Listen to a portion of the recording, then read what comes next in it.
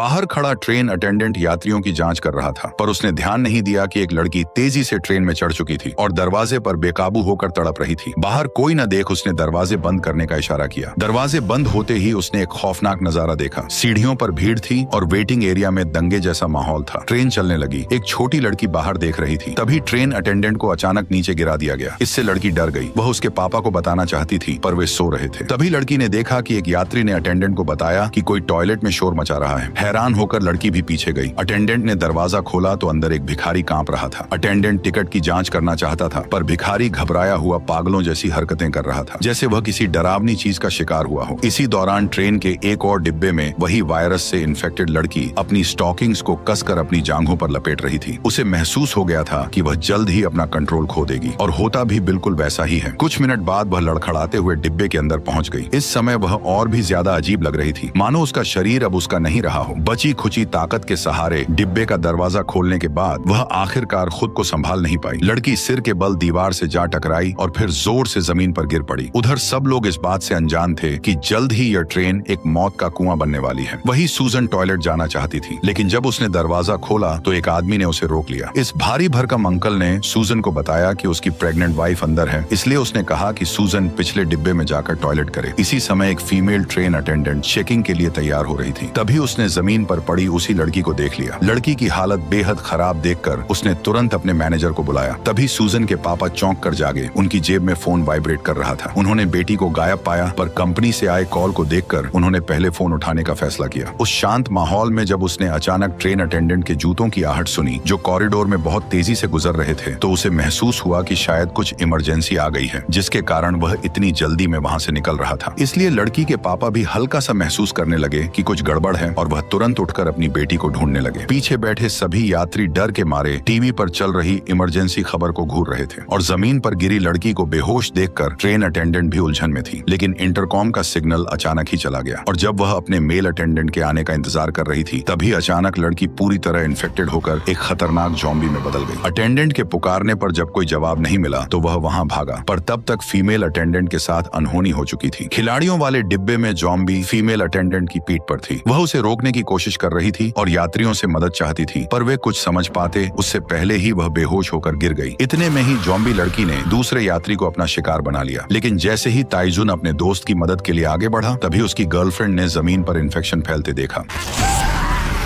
पीछे हलचल हुई, और जब मैनेजर वहां पहुंचा तो घबराए यात्रियों ने उसे धक्का देकर गिरा दिया। कुछ मिनट के अंदर ही डिब्बा ज़ॉम्बियों से भर गया। ज़ॉम्बी बन चुकी अटेंडेंट को यात्रियों को काटते देख मैनेजर पूरी तरह से हैरान रह गया। हालात बिगड़ते देख वह तुरंत वहां से भागा और दूसरों को भी भागने का इशारा करने लगा। सूजन को ढूंढ रहे उसके पापा ने एक पैसेंजर को भागते देखा, लेकिन वो कुछ समझ नहीं पाए। आगे के डिब्बे में भीड़ देख वह वहां पहुंचे। वहां अटेंडेंट पैसेंजर्स को जगा रहा था। तभी एक ज़ॉम्बी ने उसकी गर्दन पर काट लिया। ये देखकर पैसेंजर वहां से हिलने की हिम्मत नहीं कर पाई, और वह भी एक और ज़ॉम्बी का शिकार बन गई। इस पल लड़की के पापा, जिसका नाम स्योक था, उसे सब समझ आ गया। वह सूजन को लेकर पीछे की ओर भागने लगा, पर उसकी बेटी बुरी तरह से घबरा गई। ज़ॉम्बी तेजी से उसके ठीक पीछे था। स्योक को भी डर लगने लगा, क्योंकि आगे तड़प रहे पैसेंजर के शरीर में भी वायरस अब फैल चुका था। लेकिन उसके हमला करने से पहले ही उसने उसे दूर कर दिया। अब पीछे के सारे डिब्बे ज़ॉम्बियों के कब्जे में आ चुके थे। उधर डोंग आगे टॉयलेट के पास था, और भागते लोगों को देख उसने अपनी वाइफ को बाहर बुलाया। तभी उन्होंने देखा कि ज़ॉम्बी सामने है और सियोक उनके बीच फंस गया है। डोंग अभी भी कुछ समझ नहीं पाया। पता करने के लिए उसने ज़ॉम्बी बन चुके आदमी को जकड़ लिया, लेकिन अचानक उस ज़ॉम्बी ने उसी पर हमला कर दिया। ज़ॉम्बियों का ध्यान भटकते देख सियोक जल्दी से अपनी बेटी को लेकर वहां से निकल गया। डोंग ने अपनी ताकत से ज़ॉम्बियों को एक छोटे कमरे में बंद कर दिया। जमीन पर पड़े इंसान को म्यूटेट होते देख वह तुरंत अपनी पत्नी को पुकारने लगा और उससे विनती की कि वह वहां से भाग जाए। लेकिन पीछे से बड़ी संख्या में ज़ॉम्बियों को आते देख डोंग भी तुरंत वहां से निकल गया। इस समय सियोक ट्रेन के सुरक्षित डिब्बे में पहुंच चुका था। सभी लोग इमरजेंसी न्यूज देख रहे थे। जब उन्होंने हड़बड़ी में आए यात्रियों को देखा तो उन्हें भी एहसास हुआ कि ट्रेन में भी वही हो रहा है जो न्यूज में दिखाया गया था। उधर डोंग और उसकी वाइफ के पीछे ज़ॉम्बी दौड़ रहे थे। तभी एक बूढ़ा आदमी अचानक मेन डोर बंद करने को कहता है, लेकिन दरवाजा आधा बंद हुआ ही था कि अचानक अटक गया। तभी सियोक ने देखा कि ऊपर वाला स्विच अटका हुआ है, पर स्विच खोलने के बाद भी उसने दरवाजा बंद नहीं किया, बल्कि दोनों के आने का इंतजार किया। लेकिन उस बूढ़े के उकसाने पर आसपास के लोग भी उसके साथ हो गए, इसलिए उसने मजबूर मजबूरी में डिब्बे का दरवाजा बंद कर दिया और दोनों जॉम्बीज के बीच में फंस गए। बच्ची बार बार चिल्लाती रही कि पापा मेन डोर खोल दो, लेकिन वह कुछ नहीं कर सका। उधर डोंग अपनी प्रेग्नेंट वाइफ को बचाने के लिए जॉम्बी से लड़ता रहा, यह सोचकर कि वे लोग गेट खोल देंगे, लेकिन कोई भी ऐसा नहीं करने वाला था। मजबूर होकर उसने खुद दरवाजा खोल लिया। सियोक ने देखा कि जॉम्बी दरवाजा खोलना नहीं जानते, इसलिए उसने डोंग से दरवाजा खुला छोड़ने को कहा। इतने में ही डोंग की वाइफ ने तुरंत जमीन पर गिरा पानी उठाया और अखबार से उसे कांच के दरवाजे पर चिपका दिया। तब जाकर जॉम्बी शांत हुए। अभी अभी जो बूढ़ा डोंग को आने से मना कर रहा था, वो अब खुद ही आगे बढ़कर पूछताछ करने लगा ताकि वो सारी जिम्मेदारी सियोक पर डाल दे। साला ये तो एक नंबर का कमीना है। तभी कंडक्टर ने घोषणा की कि ऊपर से निर्देश हैं कि बाहर दंगे हो सकते हैं, इसलिए ट्रेन अगले स्टेशन पर नहीं रुकेगी। पर बूढ़ा आदमी अटेंडेंट को बुलाकर आदेश देता है कि ट्रेन वहां जरूर रुकनी चाहिए, बदले में चाहे जितने पैसे ले लो। ठीक उसी समय सियोक को अपनी बूढ़ी माँ का फोन आता है। असल में घर में अचानक बहुत सारे जॉम्बी घुस आए थे और माँ को जॉम्बी ने काट लिया था। सियोक की माँ चिंता कर रही थी कि उसका बेटा बाहर किसी खतरे में न पड़ जाए। वादा करो सूजन का ख्याल हमेशा रखोगे। ऐसी बातें क्यों कर रही है? जैसे ही उसकी माँ में संक्रमण हो रहा था, वैसे ही उनका नियंत्रण खो गया और फोन भी इसी वजह से कट गया। लेकिन इस समय सियोक कुछ भी नहीं कर सकता था, वह बस अपनी बेटी के पास रहकर उसकी हिफाजत कर सकता था। इसी दौरान ट्रेन अचानक इमरजेंसी ब्रेक लगाती है। असल में ट्रेन अगले स्टेशन से गुजर रही थी और बाहर लोग लगातार खिड़कियों पर दस्तक दे रहे थे। साफ था कि बाहर भी बड़ी संख्या में जॉम्बी हैं। इतनी डरावनी स्थिति देखकर सियोक जल्दी से अपनी बेटी को अपनी बाहों में ले लेता है। ट्रेन के गुजरते ही हर जगह अफरा तफरी मच जाती है। तभी कोरियाई सरकार भी प्रेस कॉन्फ्रेंस करके पूरे देश में पेंडेमिक घोषित कर देती है और किसी को भी बाहर निकलने से मना कर देती है। ट्रेन में जब सभी लोग उलझन में थे, तभी ट्रेन कंडक्टर ने उन्हें एक और खबर दी। ट्रेन अगले डेजन स्टेशन पर रुकेगी, जहां सेना पहले ही तैनात हो चुकी है। यह सुनकर सियोक भी जल्दी से फोन करने चला जाता है। इस बीच डोंग और सूजन आपस में बातें करने लगते हैं। वह बच्ची से पूछता है कि उसके पापा क्या करते हैं। वो तो एक फंड मैनेजर है। हाँ, फंड मैनेजर। खून चूसता है, खून। सूजन डोंग की बातें अच्छी तरह से समझ रही थी। वह बुरा ना माने, इसलिए डोंग की वाइफ ने उसे कैंडी दी और बच्चे की हलचल महसूस कराई। इससे सूजन का उनसे जुड़ाव हो गया। तभी सूजन के पापा ने अपने वीआईपी कस्टमर को फोन किया, जो एक स्पेशल ऑफिसर थे। ऑफिसर ने फ्री में शेयर मार्केट की टिप्स लेने के लिए सियोक को बताया कि डेजोन स्टेशन पर पैसेंजर्स को क्वारंटाइन किया जाएगा। इसलिए उसने सियोक को बच निकलने की एक एडवाइस दी। तुम मेन गेट से बाहर मत निकलना, ठीक है? ईस्ट वाली गेट से बाहर आना, मेरे आदमी तुम्हें वहीं मिलेंगे। ओके? जैसे ही सियोक जाने लगा, उसने देखा कि भिखारी डरा हुआ वहीं बैठा है। सियोक को लगा कि उसने कुछ नहीं सुना, पर वह अनजान बनने का नाटक कर रहा था। जल्द ही ट्रेन स्टेशन पर रुकी, जहां बिल्कुल सन्नाटा था। यात्री सावधानी से उतरने लगे। कंडक्टर पीछे देखने गया तो उसने एक खौफनाक नजारा देखा। तभी उसी मतलबी बूढ़े आदमी ने बताया कि जिस स्टेशन पर हम रुके हैं, वहाँ का पूरा शहर सील है और अब सिर्फ बुसान ही खुला है। उसने कंडक्टर से इंजन अलग कर उसे अकेले बुसान ले जाने को कहा। कंडक्टर ने उसकी बात अनसुनी की और यात्रियों को खबर देने चला गया। उधर यात्री बाहर गेट की ओर बढ़ रहे थे और वहां सेना न देख काफी हैरान थे। हॉल में अब भी उथल पुथल मची हुई थी। सियोक ऑफिसर को ढूंढ रहा था ताकि वह बताए सुरक्षित जगह पर जा सके। रेलिंग पर बैन लिखा था, पर वह बेटी संग अंदर चला गया। यह देख डोंग और उसकी वाइफ हैरान रह गए। तभी सूजन ने पूछा कि हम उनके साथ क्यों नहीं जा रहे हैं। उसी समय वह भिखारी भी वहाँ आ गया। तभी उसने बताया कि उसने सियोक की सारी बातें सुन ली थी। मुझे मालूम है बाकियों को अलग रखा जाएगा। ये सुनते ही सूजन तुरंत बाकी लोगों को बुलाने दौड़ पड़ी, लेकिन सियोक ने उसे रोक लिया। उसने अपनी बेटी से कहा कि अभी किसी की परवाह मत करो। ऐसे माहौल में हर किसी को अपनी खुद की भलाई के लिए सोचना चाहिए। इस बात ने सूजन को अंदर से तोड़ दिया। अब सिर्फ अपने बारे में सोचते हो। उधर ट्रेन से उतरते ही डोंग को कुछ अजीब लगा। बाहर सेना की सुरक्षा नहीं थी। जैसे ही वह एस्केलेटर से नीचे गया, उसने देखा कि सारी सेना वहीं खड़ी थी, लेकिन तभी सैनिक पीछे मुड़ने लगे।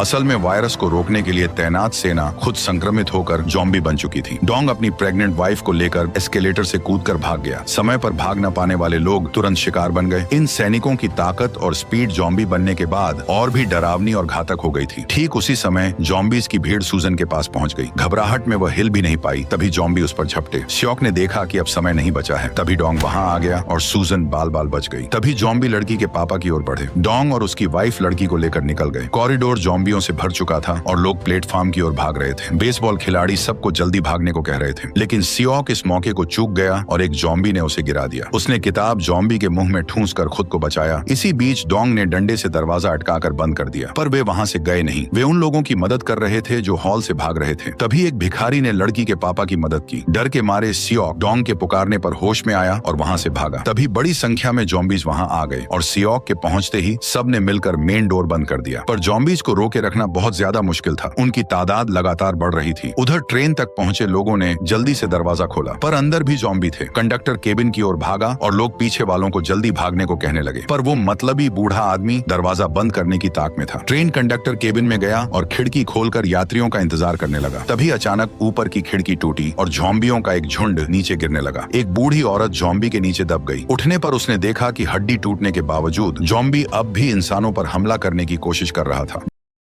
डरी हुई औरत को दो भले लोगों ने जल्दी से ट्रेन में खींचा। भीड़ के कारण सब अलग अलग डिब्बों में चढ़ने को मजबूर हो गए। प्रेग्नेंट महिला ने ज़ॉम्बी देखकर दरवाजा खोलने की कोशिश की। वह लड़की और औरत की मदद कर रही थी, पर जैसे ही वह दरवाजा बंद करने की कोशिश करने लगी, तभी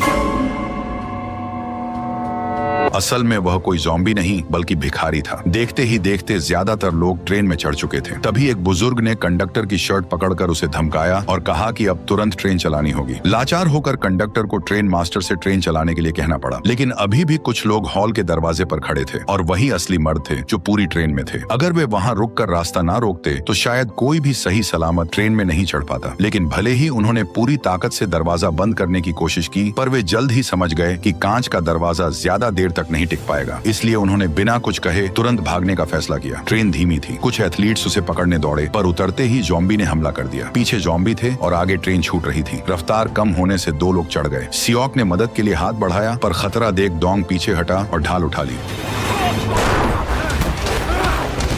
आखिर में सियोक की मदद से डोंग भी सफलतापूर्वक ट्रेन में चढ़ गया और इससे दोनों के बीच गहरी दोस्ती हो गई। तभी कंडक्टर ने रेलवे केंद्र से संपर्क किया और सुरक्षित स्टेशन ना मिलने पर ट्रेन को बुसान की ओर बढ़ा दिया। उस समय सब अलग अलग डिब्बों में थे। डोंग की वाइफ ने फोन करना चाहा, लेकिन भिखारी ने उसे रोक दिया क्योंकि उसने देखा कि दाएं और बाएं दोनों तरफ के डिब्बों में ज़ॉम्बी भरे हुए थे। वे चारों ट्रेन के दरवाजे के पास फंस गए थे, लेकिन क्योंकि उन्होंने कोई तेज आवाज नहीं की थी और ज़ॉम्बियों ने उन्हें नहीं देखा था, इसलिए वे पकड़े नहीं गए। अब उनके पास छुपने के लिए केवल डिब्बे के दोनों ओर बने टॉयलेट ही बचे थे। वे बहुत सावधानी से वहां पहुंचे और तभी जब औरत ने भिखारी को जल्दी आने का इशारा किया, तभी एक ज़ॉम्बी की नजर उन पर पड़ गई और देखते देखते कई सारे ज़ॉम्बी उन पर टूट पड़े और टॉयलेट में मौजूद तीनों की जान खतरे में आ गई। तभी जिन्ही को उसके बॉयफ्रेंड का फोन आया और पता चला कि वह सब ठीक है। उधर डोंग ने अपनी वाइफ को फोन किया। उसने घबराकर बताया कि वह बच्ची के साथ डिब्बा 13 में फंसी है और मदद चाहती है। लड़के ने बताया कि बाकी यात्री डिब्बा नंबर 1 से 5 में हैं, जबकि वे अभी 9 में हैं। अपने दोस्तों तक पहुंचाने के लिए तीनों ने मिलकर इन खतरनाक ज़ॉम्बीज के बीच से निकलने का फैसला किया। जब ट्रेन अचानक एक सुरंग में घुसी, तभी डोंग ने योजना बनाई कि सुरंग से बाहर निकलते ही वे अंदर घुसेंगे। डोंग सबसे आगे खड़ा हुआ और सामने से आने वाले ज़ॉम्बीज को पहले संभाला। वहीं दोनों पीछे बचे ज़ॉम्बीज से डोंग को कवर देने लगे। इस समय वे लोग 10 नंबर डिब्बे में थे और उनका प्लान सबसे पहले 13 नंबर डिब्बे में जाकर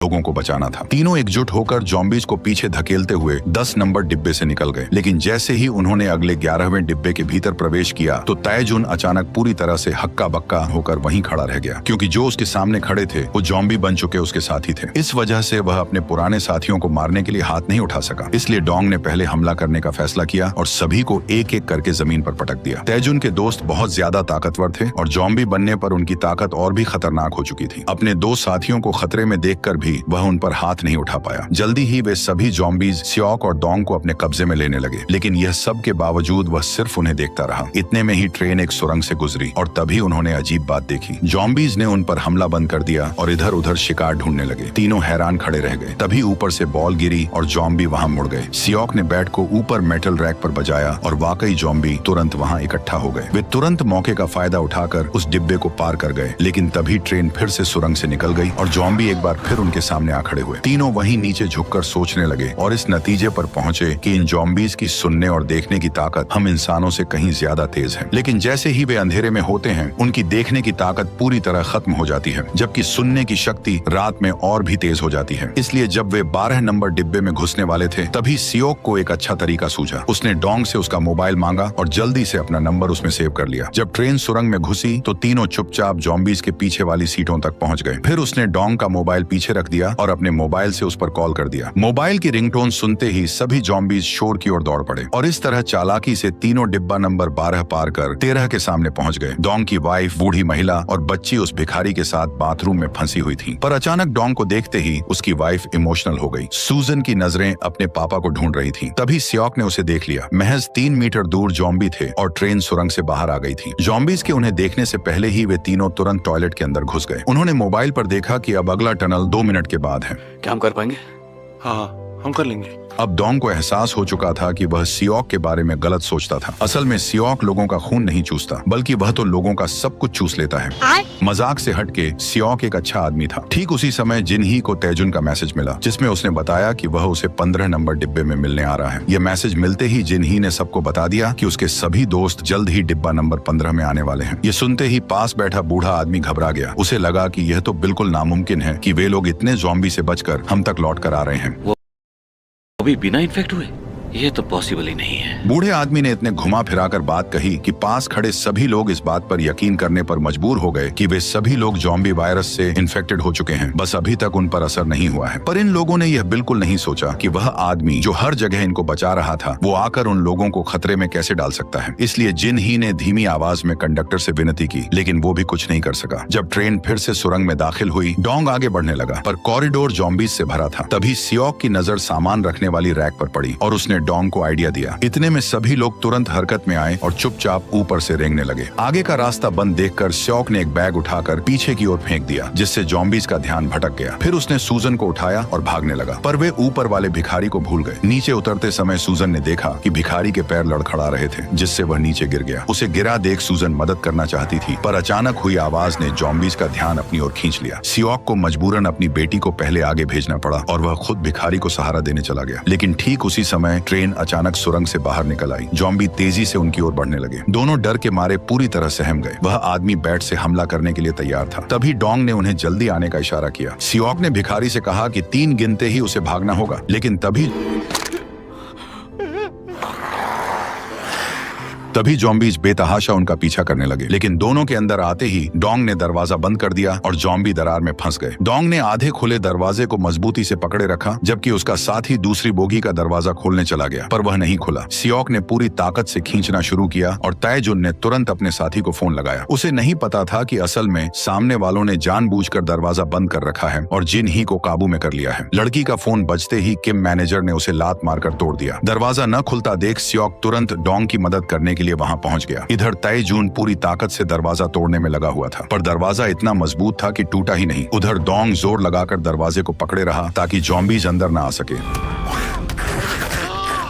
लेकिन इस बार हालत और भी खराब हो गई, क्योंकि जॉम्बी के दांतों के गहरे निशान डोंग के हाथ पर थे। एक तरफ लड़का पागलों की तरह कांच को पीट रहा था, वहीं दूसरी ओर लोग चुपके से हंस रहे थे। देखते ही देखते कांच का दरवाजा टूटने ही वाला था। तभी किम मैनेजर तुरंत दौड़कर उसे रोकने गया। इतने में ही सभी लोग मिलकर गेट बंद करने लगे। उन बेरहम लोगों ने यह भी नहीं सोचा कि लड़के का हाथ गेट में फंसा हुआ है। अगर ज्यादा ताकत लगाई तो हो सकता है वह हाथ अलग हो जाए। ठीक उसी समय एक बुजुर्ग महिला ने अपनी बहन को देखा। वह तुरंत भीड़ रोकने दौड़ी और जिनही ने मौका पाते ही कंडक्टर का हाथ काट लिया, जिससे वह छूटकर महिला की मदद को बढ़ गई। तभी एक आदमी ने बुजुर्ग महिला को धक्का दे दिया। इतने सारे लोगों के सामने जिनही कुछ नहीं कर सकी। संक्रमित डोंग को देखकर उसकी प्रेग्नेंट वाइफ पूरी तरह से टूट गई। वह चाहती थी कि उसका बच्चा अपने पिता को देख सके। जॉम्बीज के अंदर आने से पहले डोंग ने सियोक को उसे वहां से सुरक्षित ले जाने को कहा। संक्रमण फैलने से पहले उसने बच्चे का नाम रखा और तभी कांच पूरी तरह से बिखर गया। डोंग अपनी आखिरी सांस तक उन्हें आगे बढ़ने से रोकता रहा, पर जॉम्बीज की तादाद कम नहीं हो रही थी। दूसरी ओर कोई दरवाजा खोलने को तैयार नहीं था। ऊपर से किम मैनेजर ने दरवाजा बंद करने के लिए पूरी ताकत झोंक दी। इसी बीच डोंग में बदलाव शुरू हुआ, पर वह शरीर के अंदर वायरस से लड़ते हुए जॉम्बीज को आखिरी सांस तक रोकता रहा। जैसे ही बड़ी संख्या में जॉम्बी पागलों की तरह बाहर निकलने लगे, सियोक ने आखिरकार दरवाजा खोलकर सबको अंदर खींच लिया। लेकिन निराश बुजुर्ग महिला अब जीना नहीं चाहती थी और उसने जॉम्बीज को खुद पर झपटने दिया। अपनी बहन को दूर जाते देख दूसरी बुजुर्ग महिला ये सहन नहीं कर पाई। सियोक ने जल्दी से दरवाजा बंद किया और गुस्से में आकर किम को एक जोरदार घूंसा मारकर नीचे गिरा दिया।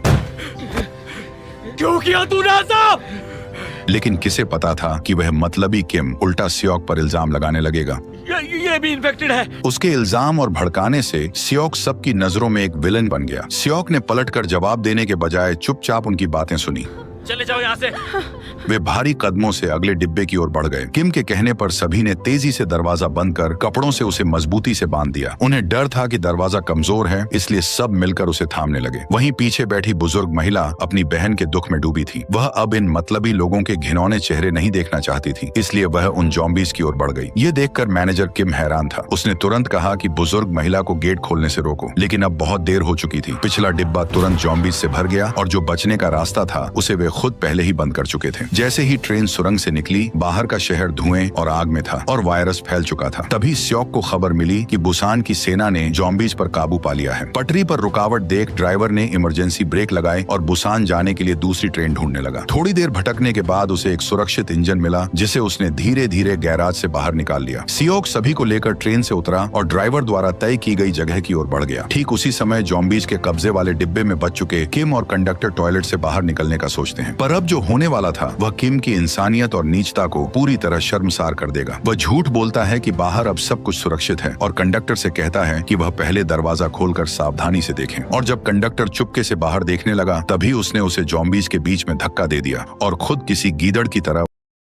वहां से भाग निकला। लेकिन वह ट्रेन का दरवाजा बंद करना भूल गया। इसी समय ड्राइवर ने इंजन को बाहर निकाल लिया, लेकिन उसने एक बेहद डरावना नजारा देखा। सामने से एक बेकाबू ट्रेन जो पूरी तरह आग की लपटों में घिरी थी, तेजी से उनकी ओर बढ़ रही थी। अचानक वह ट्रेन जॉम्बीज से भरी ट्रेन से टकराकर पलट गई। तभी टाइजून ने देखा कि वो और उसकी गर्लफ्रेंड दो ट्रेनों के बीच में फंस गए हैं। उसने खाली ट्रेन वाला डिब्बा खोलकर आगे बढ़ना चाहा, पर दरवाजा बंद था। फिर वह औजार से खिड़की तोड़ने लगा, जबकि पीछे से आता खतरा उसकी ओर बढ़ रहा था। अचानक किम ज़ोंबी वाली ट्रेन से बाहर निकला और खाली डिब्बे में चढ़ गया। उसने बिना एक पल सोचे जिन ही को जॉम्बीज के बीच में फेंक दिया। ये देखकर टाइजून उसे बचाने दौड़ा। उधर किम खुद को बचाने के लिए कांच को तोड़ने लगा। टाइजून ने जैसे तैसे दरवाजा बंद कर दिया, पर जैसे ही उसने जिन ही को देखा तो पता चला कि उसकी गर्लफ्रेंड अब म्यूटेट हो चुकी थी। कांच के टूटते ही किम खिड़की से कूदकर भाग निकला। फिर टाइजून को भी काट लिया गया। किम पूरी ताकत से इंजन की ओर भागा, पर उसका पैर मुड़ गया। कंडक्टर उसकी मदद को उतरा और आगे जो हुआ उसका तुम खुद अंदाजा लगा सकते हो। उसने कंडक्टर को भी जॉम्बी का शिकार बना दिया। किम तुरंत इंजन की ओर भागा, जबकि कंडक्टर पर जॉम्बीज ने हमला कर दिया। उधर सियोक की स्थिति भी खराब थी। वे ट्रेन के मलबे में फंस गए थे। एक गैप देखते ही वह बाहर निकला, पर जैसे ही उसने सूजन को बचाने की कोशिश की, ऊपर से कुछ भारी मलबा गिर गया। वह पागलों की तरह उसे खींचकर हटाने लगा, लेकिन जल्द ही खिड़कियां टूटने वाली थी और अब कोई रास्ता नहीं बचा था। आखिर में बेघर आदमी को अपनी जान की बाजी लगानी पड़ी, ताकि डोंग की वाइफ और स्वान को भागने के लिए समय मिल सके। कड़ी मेहनत के बाद सियोक ने डिब्बे का इंजन सामने से हटा दिया और दोनों को जल्द से जल्द बाहर निकाल लिया। लेकिन जैसे ही सारी खिड़कियों का शीशा चकनाचूर हुआ, बेघर आदमी जॉम्बीज की भीड़ में डूब गया। जब ट्रेन पूरी तरह पलट गई तो अनगिनत जॉम्बीज सियोक की ओर दौड़ पड़े। लेकिन प्रॉब्लम यह थी कि वह सूजन को गोद में लिए हुए था और पीछे प्रेग्नेंट महिला भी थी। सैकड़ों जॉम्बी पीछा कर रहे थे और वे लगभग शिकार बनने ही वाले थे। लेकिन अच्छा ये हुआ कि इसी बीच दो जॉम्बीज आपस में टकरा गए, जिससे पीछे के सारे जॉम्बीज गिर पड़े और जॉम्बीज के बीच भगदड़ मच गई। तीनों ने समय के साथ दौड़ लगाई और आखिरकार एक उम्मीद की किरण पाकर ट्रेन के इंजन पर चढ़ गए। लेकिन जॉम्बीज की रफ्तार भी ट्रेन से कम नहीं थी। वे लगातार एक एक कर ट्रेन से लटकते जा रहे थे। समय के साथ सारे जॉम्बीज ट्रेन के पीछे कई मीटर लंबी चेन बनाते चले गए और चेन का पुल लगातार बढ़ता जा रहा था, जिससे ट्रेन की स्पीड धीरे धीरे कम होने लगी। सियोक ने हालात को समझ लिया और बिना हिचकिचाए आगे बढ़कर जॉम्बीज के हाथों को जोर से लात मारने लगा। इतने में ही एक जॉम्बी तेजी से दौड़ते हुए सियोक पर हमला करने के लिए बढ़ा, लेकिन समय रहते सियोक ने जॉम्बी को लात मारकर गिरा दिया। इससे आगे के जॉम्बी एक एक कर गिरने लगे और कई पीछे छूट गए। सियोक ने राहत की सांस ली और केबिन की ओर बढ़ा। उसे लगा वहां कंडक्टर होगा, लेकिन दरवाजा खोलते ही वह अंदर का नजारा देखकर डर गया और तुरंत दरवाजा बंद कर पीछे हट गया, क्योंकि जॉम्बीज ने किम को काट लिया था, पर वो अभी पूरी तरह म्यूटेट नहीं हुआ था। इसलिए उसने खुद दरवाजा खोल लिया। उसे पास आते देख सियोक घबरा गया। वो बड़ी कंफ्यूजन में था कि वह उसे कैसे रोके। किम सियोक से उसे बचाने के लिए गुहार लगाने लगा, पर सियोक के टोकने पर ही उसे अपनी हालत और बदलाव का एहसास हुआ। कुछ सेकंड्स में किम पूरी तरह म्यूटेट हो गया और उसने सियोक पर हमला बोल दिया और इसी खींचातान में सियोक जल्द ही जॉम्बी की चपेट में आ गया। तभी औरत ने पूरी ताकत से उसे बचाया, पर खुद जॉम्बी का निशाना बन गई। तभी सियोक को डोंग को दिया वादा याद आया। उसने तुरंत उठकर जॉम्बी का मुंह कसकर बंद कर दिया, पर यही उससे सबसे बड़ी गलती हो गई। जॉम्बी ने मौका पाते ही हमारी कहानी के सबसे मेन कैरेक्टर सियोक को काट लिया।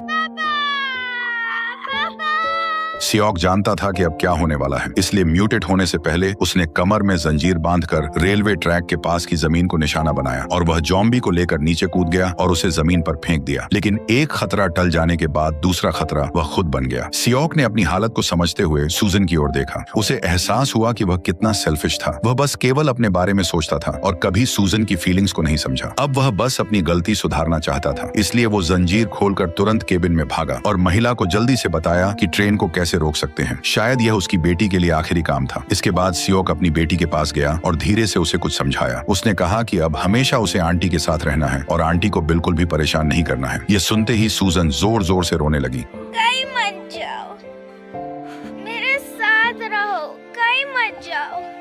इसके बाद सियोक रोते हुए तुरंत केबिन से बाहर निकल गया। सूजन के पैदा होने की यादों को याद करते हुए उसे सूजन के साथ बिताए वो पल याद आ गए। ये सोचकर सियोक मुस्कुरा दिया और उसका दर्द कुछ कम हो गया और इसी आखिरी याद के साथ वह हमेशा के लिए सूजन से दूर हो गया। डोंग की वाइफ पूरे रास्ते चुपचाप स्वान के साथ बुसान शहर तक आई। ट्रेन सुरंग से पहले रुक गई। आगे बहुत सारा मलबा और कई लाशें पड़ी थीं। पीछे हटने का रास्ता न होने की वजह से वे अंधेरी सुरंग में घुसे। सुरंग के एंड पर तैनात सैनिकों ने दोनों पर निशाना साध लिया। उनका काम सुरंग से इस ओर आने वाले ज़ॉम्बीज को मार गिराना था, पर उन्हें यह पक्का नहीं था कि वह दोनों ज़ॉम्बीज नहीं हैं। इतने में ही ऊपर से ऑर्डर आए कि उन्हें ज़ॉम्बी समझकर मार गिराया जाए। ऑर्डर मिलते ही सैनिकों ने टारगेट लॉक कर ट्रिगर साध लिया। तभी सुरंग से एक गाना सुनाई दिया। सब जानते थे ज़ॉम्बी गा नहीं सकते। आवाज सुनते ही दो सैनिकों ने साथियों को सुरक्षा के लिए अंदर पहुंचाया। सूजन हमेशा यह गाना अपने पापा को सुनाना चाहती थी, लेकिन अब ऐसा होना बिल्कुल नामुमकिन था। Thank you for clicking on our video, everybody. If you like what you saw here, please make sure you like the video and subscribe and share with your friends who like this sort of content. And we appreciate all of your support.